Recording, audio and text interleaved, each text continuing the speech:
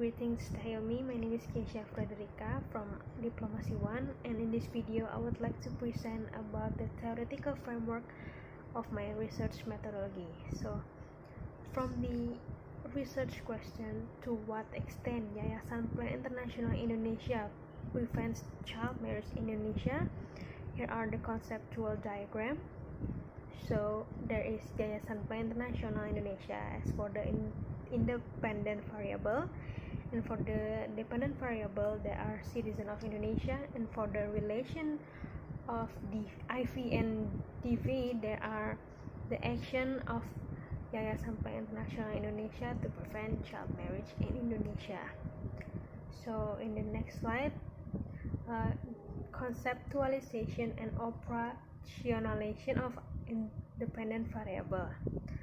So for the conceptualization, I will use the role of NGO. The NGO itself have increased in the importance as they have gained recognition from legitimate actors in the international system, such as the nation states and other intergovernmental organizations such as the United Nations. So NGO, they created some transnational movements, and it have sprung up around very radical and optimistic concepts. For example, environmental protection and also human rights protection. So the desire to effect reform in international law or policy or within single nation state is common to many of these social movements, and they often look for legal and legitimate ways to exert pressure on a variety of governments and international community in order to achieve their objective without resorting any violence. NGO also in a unique position to influence change at the international level because they are not tied to any particular nation state and work across national boundaries. NGO generally do not advocate for a single state position, but rather for issues that affect a group of people or a problem. As a world has quote-unquote narrowed and become more globalized, the development of technology has enabled NGO to spread their message and more widely and appeal to wider audience. So for the operationalization, there are projects, for example, called Time to Act, and also Yes I Do program from the Plan International itself, and there's also publication.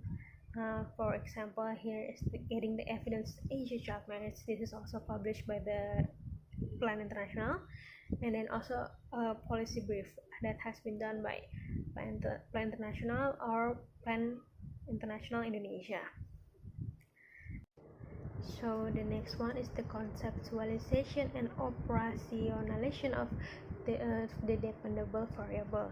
So for the conceptualization, there are children rights. The first is Convention of the Rights of the Children. So in accordance with Article number 49 in General Assembly Resolution 4425 of November 20, 1989, and was adopted and open for signature, ratification, and accession.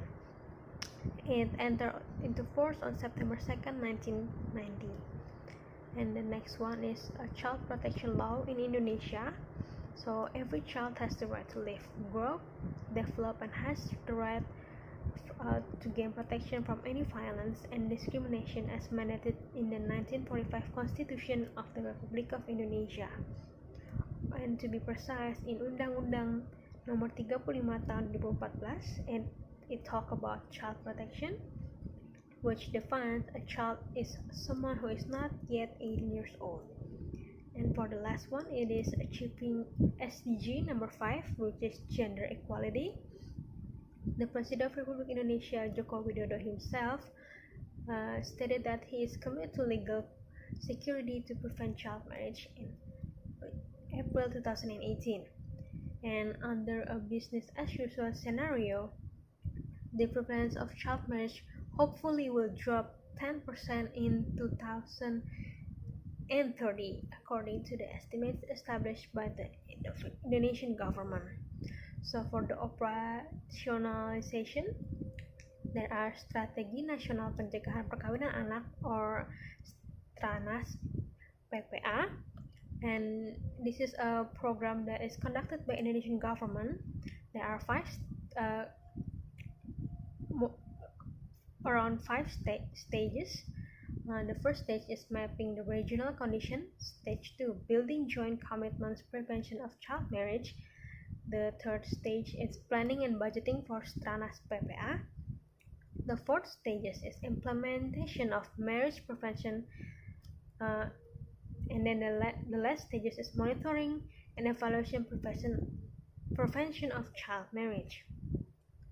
And then the last one is the advocacy for the revision of the marriage age based on the Constitutional Court decision in December 2018 related to the mismatch between the marriage law and child protection law. On September 16, 2019, the Indonesia Parliament agreed to approve the revision of Article 7A of the marriage law, which just regulates the minimum age of women and men to marry is 19 years old. So for the next slide is the scope and limitation of study. First of all, it is child marriage in Indonesia, because as an Indonesian myself, it is very concerning to see that there are still cases of child marriage in Indonesia. And then the next one, it is I only talk about the Yayasan Plan International Indonesia. Indeed, there are many IO and NGOs that want to prevent the child marriage cases. However, for me, Yayasan Plan International Indonesia, they have their own goals and also their unique way or projects that they conducted to prevent all these child marriage cases in Indonesia. And for the last one, for the time scope, I used the Joko Widodo presidency from 2014 to now 2021, because there are still the number of child marriage in Indonesia is still rising because of the COVID-19 pandemic. And then even though there are the changes of law, which is Undang-Undang Nomor 16 Tahun 2019, there is still cases of child marriage, especially outside Jakarta, or mostly in the rural area in Indonesia.